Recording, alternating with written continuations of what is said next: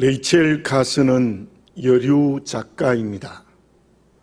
대학에서 생물학을 전공하고 작가가 되어서 글을 쓰는 작가가 되었는데 그 글의 특징이 자연보호입니다. 침묵의 봄이라는 글에서 살충제인 DDT의 문제점을 지적합니다. 실제로 그 글이 계기가 되어 DDT 사용이 금지되어졌습니다. 그러므로 그 책이 20세기를 움직이는 10권의 책 중에 한 권으로 선정이 되어졌습니다. 그녀는 이렇게 말합니다. 나는 책을 쓰면서 내가 판단하는 내용이 옳다는 내면의 소리를 듣습니다.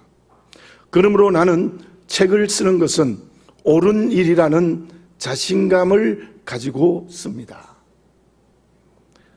그녀는 작가로서의 정체성이 분명합니다. 그가 글을 쓰는 특징은 허구를 쓰지 않습니다. 없는 이야기를 만들어서 쓰지 않습니다. 있는 얘기를 그대로 쓰는 작가입니다. 그 정체성은 세상의 어두움을 밝히고 세상을 움직였습니다. 그녀는 단순한 작가가 아니라 그를 통해서 바른 길을 제시하고 실제로 그 길을 가게 하는 세상을 만들고 있습니다. 이 세상에 그러한 사람이 필요합니다. 특히 믿음으로 사는 우리는 그렇게 되어야 합니다. 나를 통하여 세상이 변화되어야 되는 겁니다. 나는 누구입니까? 그리스도인이라는 정체성이 분명해야 합니다. 그러므로 그리스도인으로서 어두운 세상을 밝혀야 합니다. 이웃과 세상 그리고 열방까지 변화시켜야 합니다. 그 사람이 진정 믿음으로 산다고 말할 수 있습니다. 내 신앙을 겨우 지키는 정도라면 우리가 좀 심각하게 생각해 봐야 될 믿음의 문제입니다. 그러한 그리스도인을 무엇이라 부릅니까? 베드로전서 2장 9절을 다시 한번 여러분에게 읽어드립니다. 그러나 너희는 택하신 족속이요 왕같은 제사장들이요 거룩한 나라요 그의 소유가 된 백성이니 이는 너희를 어두운 데서 불러내어 그의 기이한 빛에 들어가게 하신 이의 아름다운 덕을 선포하게 하려 하심이라. 우리는 본문의 말씀에 기록된 것처럼 왕같은 제사장입니다. 특별히 제사장입니다. 그 제사장은 어떻게 살아야 된다고 말씀하고 있습니까?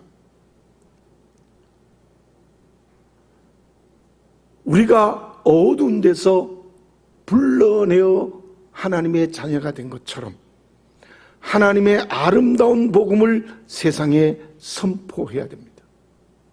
그것을 이렇게 설명할 수 있습니다. 주님이 십자가에서 나의 죄를 자기의 것으로 삼으시고 죽으셨습니다. 주님이 대제사장이 되어서 우리를 구원하셨습니다. 그러한 우리들이 바로 제사장이 되어 세상을 변화시켜야 된다는 말이지요. 누가복음 23장 45절에 이러한 말씀이 있습니다. 성소의 휘장이 한가운데가 찢어지더라. 주님이 십자가에 죽으실 때 성소의 휘장이 위에서 아래로부터 찢어져서 완전히 열려버렸습니다. 무슨 뜻입니까? 이제 누구든지 예수님만 믿으면 제사장이 된다는 말씀입니다. 저 성소에는 대제사장이 1년에 한 번밖에 들어갈 수 없죠. 그러나 이제 우리는 모두가 들어가는 제사장이 되었다는 겁니다. 개신교를 시작한 마르틴 루터는 말합니다. 교황과 신부만 제사장이 아니라 예수님을 믿는 모든 사람이 제사장이라는 만인 제사장을 말합니다. 그렇습니다. 나는 제사장입니다. 그 정체성을 분명히 하시기를 바라겠습니다. 더 중요한 것은 그 정체성이 인격과 삶으로 나타나야 됩니다. 나는 하나님과 믿지 않는 사람 사이의 중보의 역할을 해야 합니다. 그들을 믿게 해야 합니다. 구원해야 합니다. 세상과 역사를 하나님의 나라로 변화시키는 사명을 감당해야 됩니다. 그것은 눈에 보이는 큰 일만을 말하는 것이 아닙니다. 믿음의 작은 모범으로 시작합니다. 열방을 구원하는 기도로 시작될 수 있습니다. 주님의 제자들로부터 시작하여 오늘날까지 수많은 믿음의 선배들이 그 길을 갖고 가고 있습니다. 그 길에 핍박과 고난이 있었습니다. 일제의 강점기에는 신사참배를 하지 않아 순교의 길을 간 성도들이 있었습니다. 그러나 반대로 교인이라고 하면서 신사참배하는 일에 앞장서고 또한 신사참배하는 삶을 고발하는 일이 교인들의 손에서 이루어졌습니다. 선교 역사가 다 그러합니다. 바울에서부터 지금까지도 그렇습니다. 앞으로도 그럴 것입니다. 그런데 그곳에는 교인 중에 둘로 분명히 나뉘어지는 겁니다. 한 종류의 사람들은 제사장의 역할을 감당하는 사람이고, 한 사람은 도리어 그것을 대적하는 계열에서는 교인이 있다는 말입니다. 다시 한번 말씀드립니다. 나는 제사장입니다. 다시 말씀드립니다. 나는 제사장입니다. 그 정체성의 믿음이 오늘 이 예배를 드리면서 분명해지시기를 바라겠습니다.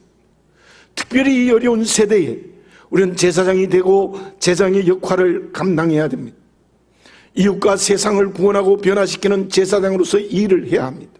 고난이 있어도 환난과 핍박이 있어도 그 길을 걸어가는 것이 바른 믿음의 길을 걸어가는 성도입니다.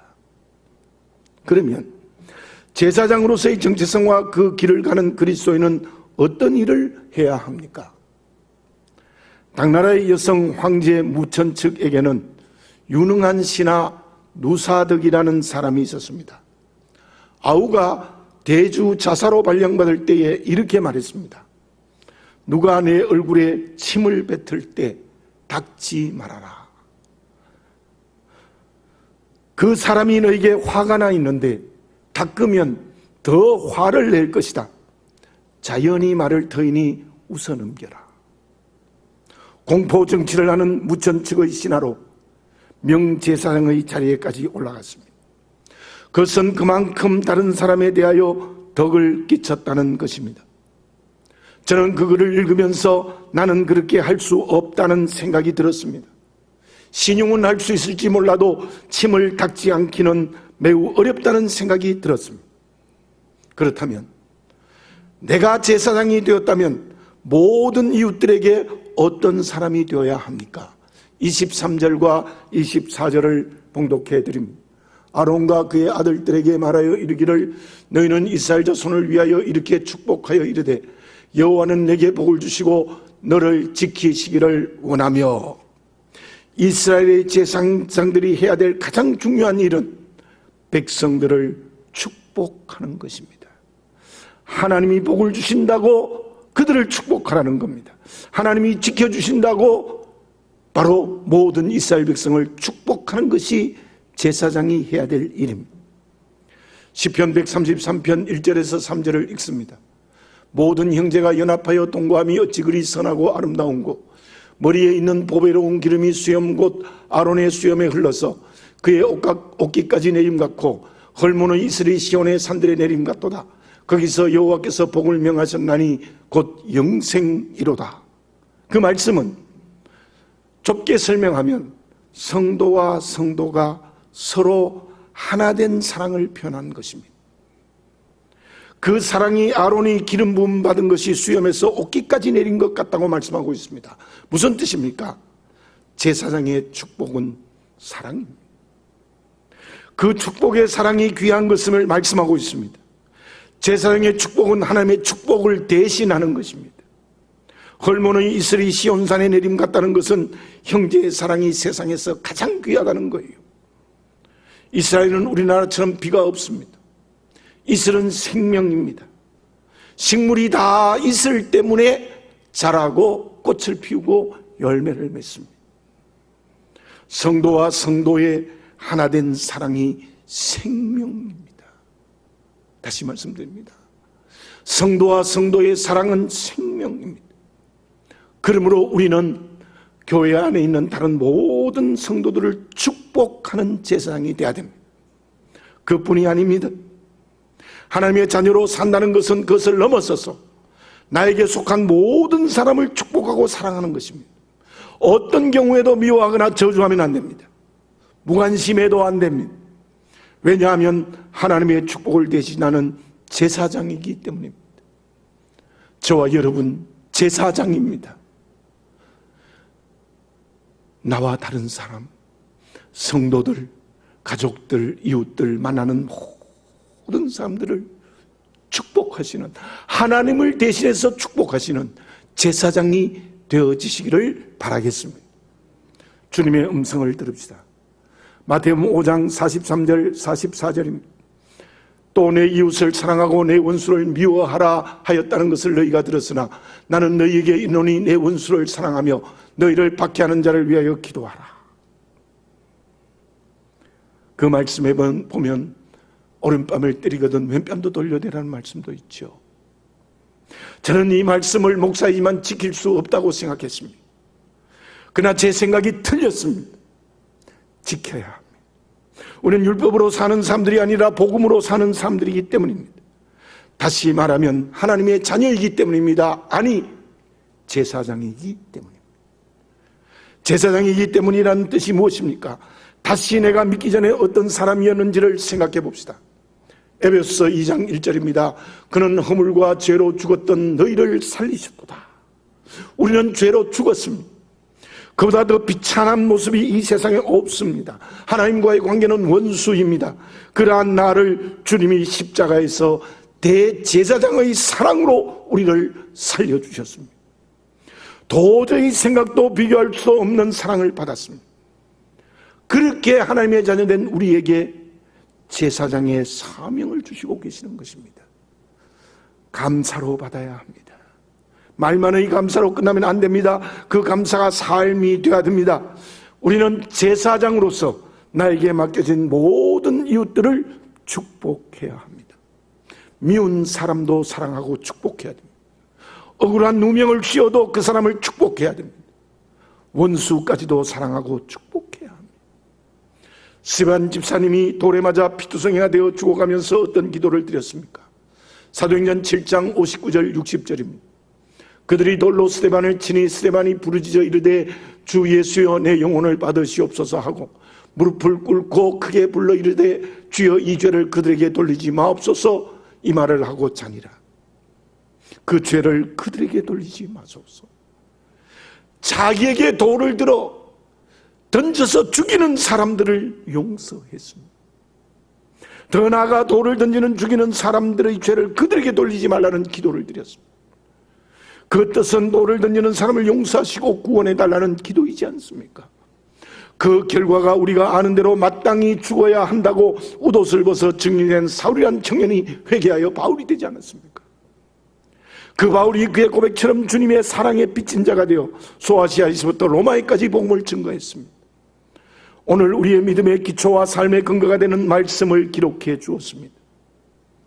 그것은 스데반 집사님의 제사장의 사명의 열매입니다. 고린도 교회를 보십시오. 겉으로 보면 얼마나 믿음이 좋습니까? 은사를 받아 병도 고치고 방언도 하고 예언도 하고 참 믿음이 좋은 교회 같아요. 그러나 그 교회는 제사장의 사명을 전혀 감당하지 못했습니다. 바울파, 아볼로파, 게바파, 그리스도파라고 4개의 파벌을 만들어서 피투성이가 되도록 싸우는 교회였습니다. 하나님이 주신 은사를 자기 것으로 자랑하는 교만에 빠졌습니다. 은사로 성도들을 정죄했습니다. 심지어 바울을 암살하려는 음모도 꾸몄습니다. 그들에게 제사장의 사명은 한중에도 없었습니다. 사랑하는 교우 여러분, 다시 묻습니다. 나는 누구입니까? 하나님의 자녀로서 제사장입니다. 그러므로 제사장의 사명이 있습니다. 그 사명은 모든 사람들을 축복하는 겁니다. 그 축복에는 언제나 깊고 높고 넓은 사랑을 가지고 있어야 합니다.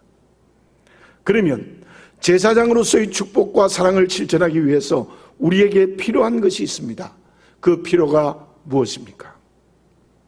할아버지 할머니가 되면 누구든지 손주에 대한 사랑이 지극해집니다. 자녀와 다른 사랑입니다. 저는 두 손자가 미국에 있습니다. 영상 통화를 해보지만 마음에 차지 않습니다. 만져보고 안아줄 수도 없습니다. 생일이 되어도 축하해 줄 수도 없고 용돈 주는 재미도 없습니다. 그러나 가까이에 있는 새 손주들은 그래도 자주 봅니다. 지난번에는 바둑을 배웠다 그래서 바둑을 같이 두기도 했습니다. 함께 놀 수 있습니다. 손도 만져보고 말도 하고 안아줄 수도 있습니다. 생일이 되면 축하해주고 용돈도 줄 수 있습니다. 할아버지 할머니의 사랑도 가까이에 있는 손주들에게 줄 수밖에 없습니다. 더구나 코로나 때문에 미국에 있는 손자들은 저는 3년 정도 만나지 못했습니다. 손주들도 할아버지 할머니에 대한 마음이 멀어질 수밖에 없습니다. 멀리 있는 형제보다 가까이 있는 이웃이 낫다라는 말이 맞는 것 같아요. 우리가 하나님의 축복을 대신해서 모든 이웃을 축복하기 위해서 어떻게 해야 됩니까? 아버지가 되시는 하나님 가까이에 있어야 됩니다. 하나님과 멀어지면 마음도 멀어지고 행동과 인격과 마음 다 멀어지는 겁니다. 하나님과 가까이 있습니다. 왜? 우리 아버지잖아요. 그리고 늘 기도로 대화하며 친해져야 됩니다. 말씀이 내 발에 등이 되고 내 마음에 새겨져야 됩니다. 정말 하나님 앞에 제대로 된 영과 진리의 예배가 드려져야 됩니다. 그때 하나님의 축복을 대신해서 축복하는 제사장이 될 수 있습니다. 하나님 가까이 하지 않습니다. 기도하지 않습니다. 말씀 묵상하지 않습니다. 멀리 있으면 참으로 죄송한 말씀이지만 하나님이 어찌 잊어버리시겠습니까마는 하나님도 나를 멀리 하십니다. 25절 26절을 봉독해야 됩니다. 여호와는 그의 얼굴을 내게 비추사 은혜 베푸시기를 원하며 여호와는 그 얼굴을 내게로 향하여 드사 평강 주시기를 원하노라 할지니라 하라. 저 말씀에 두 번 계속 나옵니다. 여호와는 그의 얼굴을 내게 비추사, 여호와는 그 얼굴을 내게 향하여 드사. 무슨 말씀입니까? 그 뜻은 하나님이 나와 함께 하신다는 겁니다. 내 마음에 오십니다. 인격에 임재하십니다. 언제나 임마누엘하여 주신다는 거예요. 여러분, 하나님을 가까이 할 때 하나님이 임마누엘하여 주십니다. 그때 그 경건의 모습을 통해서 우리는 제사장의 사명을 감당할 수 있습니다. 근데 기도드리지 않습니다. 말씀 묵상하지 않습니다.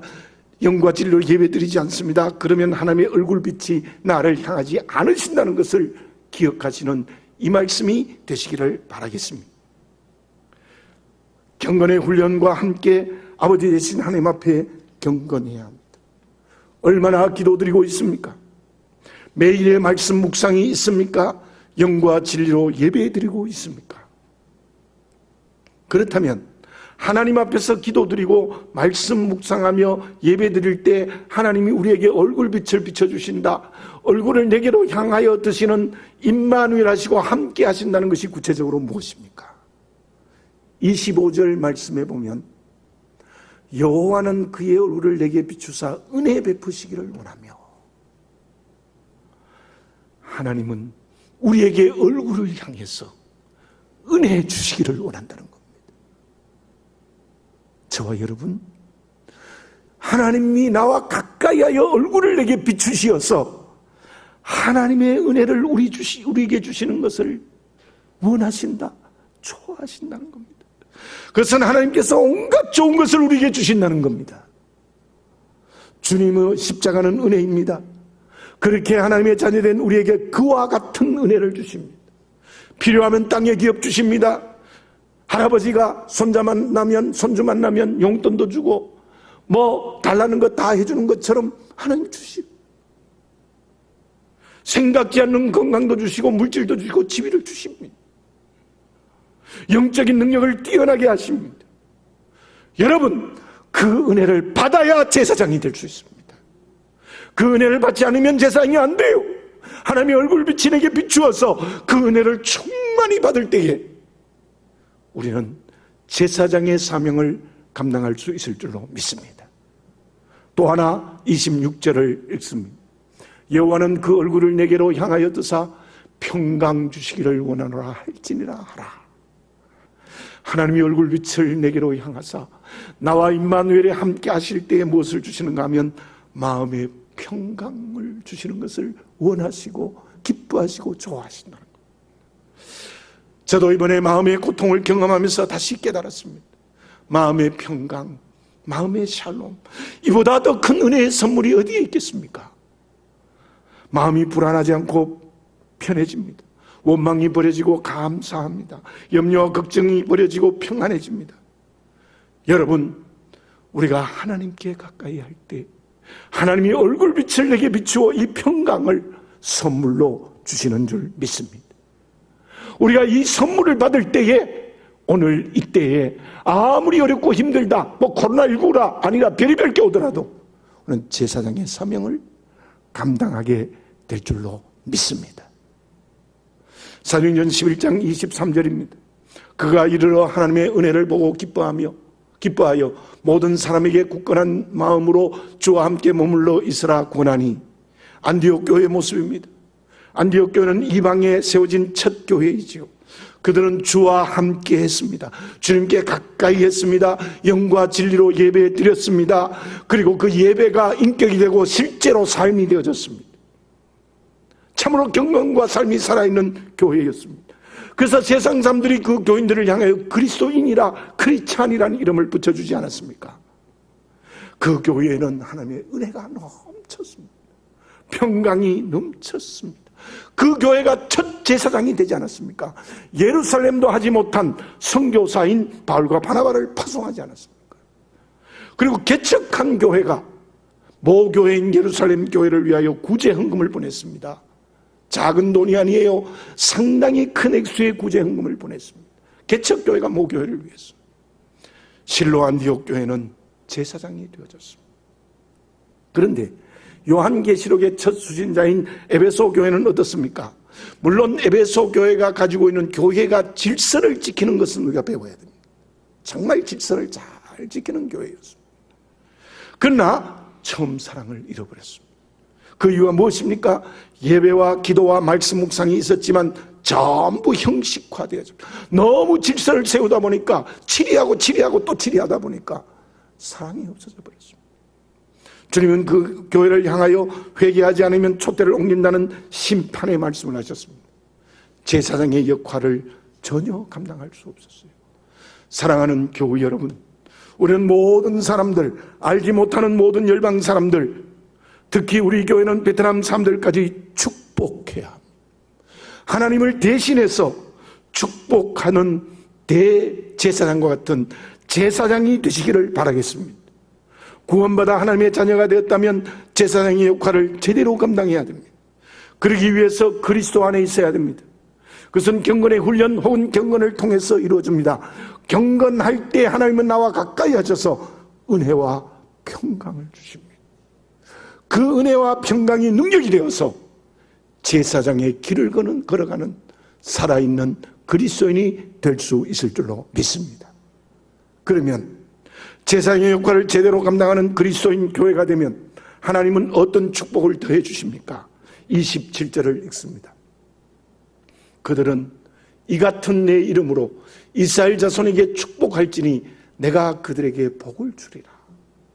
무슨 말씀입니까? 하나님의 이름으로 이스라엘의 자손들에게 대대로 축복하고 내가 복을 준다는 거예요. 그 뜻이 무엇입니까? 아론의 제사장직은 아론에게서 끝나지 않습니다. 자손 대대로 제사장의 역할을 감당하지 않습니까? 제사장의 역할은 내 대에 끝나지 않습니다. 제사장의 역할은 오늘 우리 교회의 이 세대로 끝나지 않습니다. 정말 우리가 제사장의 역할을 제대로 감당하면 우리의 자손 대대로 우리 교회 다음 세대에 계속해서 하나님이 축복하시고 하나님이 복을 주시어서 은혜와 평강을 더 많이 주시어서 제사장의 사명을 감당하게 해주신다는 복의 복입니다. 여러분, 이보다 더 큰 축복이 어디 있겠습니까? 우리 성함교회가 다음 세대가 더 크게 제사장의 역할을 감당하고 그 다음 세대가 더 많이 제사장의 역할을 감당하면 그보다 더 큰 축복이 어디 있겠습니까? 우리가 제사장의 사명을 다 감당하면 그 축복을 약속해 주시는 하나님의 말씀이십니다. 그 축복을 나와 우리가 받아야 될 줄로 믿습니다. 여러분에게 다시 질문해 봅니다. 제사장입니까? 기도드리겠습니다. 거룩하신 아버지 하나님, 다시 한번 오늘 말씀 앞에 겸허히 서게 하여 주시옵소서. 과연 나는 십자가의 은혜로 구원받아 하나님의 자녀 되었다면, 예수님이 제사장의 역할을 감당하여 내가 구원의 백성이 되었다면 나는 주님처럼 제사장의 역할을 감당해야 된다는 사실을 깨닫고 기억하게 하여 주시옵소서.